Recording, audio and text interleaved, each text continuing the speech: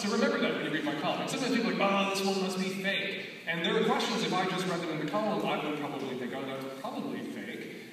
But when I get the letter, I have all sorts of detail that, when I have the 3,000-word letter that I boil down to 200 words per column, I have all sorts of detail that points to the veracity of the question. And I can also have the option with email of writing the person asking the question back and saying, come on.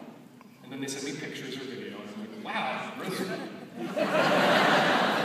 I'm sorry now, because of this person who put that at the top of the pile. Rosebudding would be the overarching theme of the Q&A.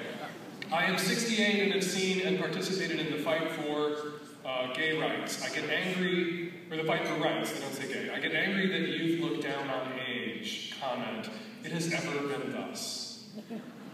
I don't know what else to say. Sometimes you hear gay elders complaining about gay youth and their young people, and if you ask them to open up and you begin to draw them out, what they are complaining about is that 25-year-olds don't want to fuck them. They're going to gay bars and they're not getting a lot of play from the 25-year-olds. And I always ask them, were you sleeping with 60-year-olds when you were 25?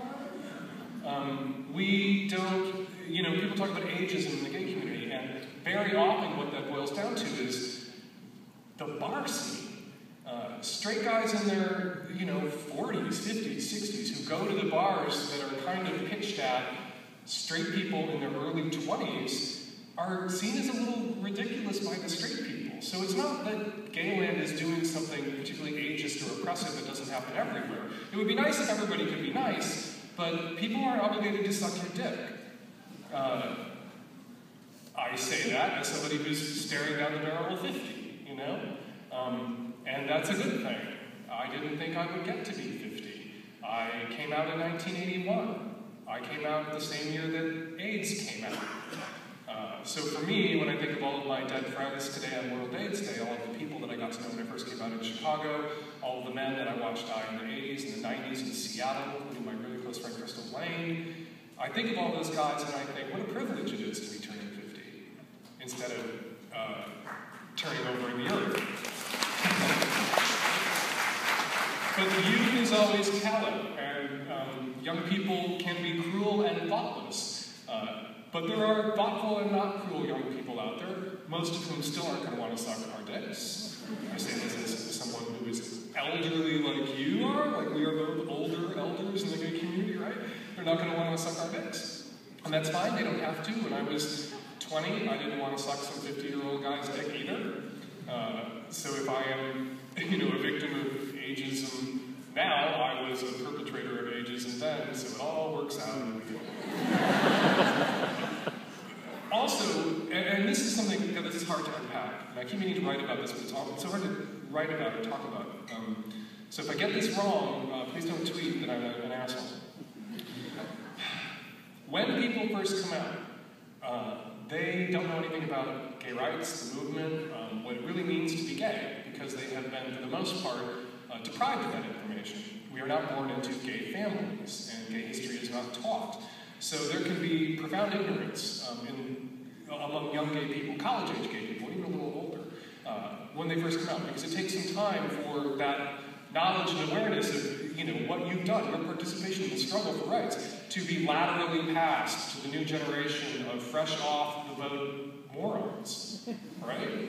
And they do a lot of damage, young gay people, young queer people, as they rattle around in the gay community. I think of all the young, thoughtless, gay, particularly male assholes on sites like Grindr who say things like, only white dudes, no offense, just my preference, right? Or no Asians, or no that, or no offense. People say rude shit, particularly around race, and a lot of damage is done to the self-esteem and the sense of belonging, particularly gay men of color, when that shit is hurled in their face over and over again. By the time a young gay person has just come out, who may be from a place where there are no people of color, just like a young, and ignorant of their existence and ignorant of, and not being able to take their feelings into account, just like people who are from places without gay people can have the same attitude towards gay people.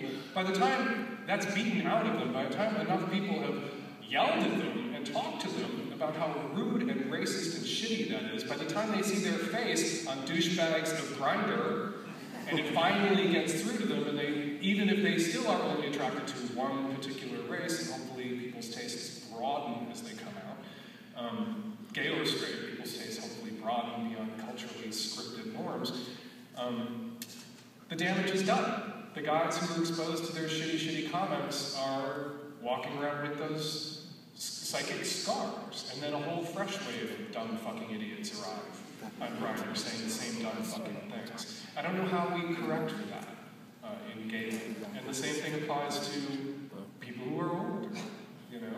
I remember when I came out, when I was 16, 17 years old, and this was at a time when there wasn't, you know, 80, when I started sneaking into gay bars.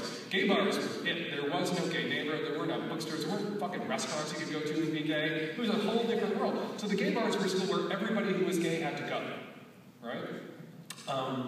And my friends who were gay teenagers, who would all now be in their early 50s, or approaching 50 like me, would, you know, troll this and troll that, right? And by the time they knocked it off, by the time we learned to knock that off, we have been replaced by a fresh crop of 18 to 21-year-old gay kids saying the same shit.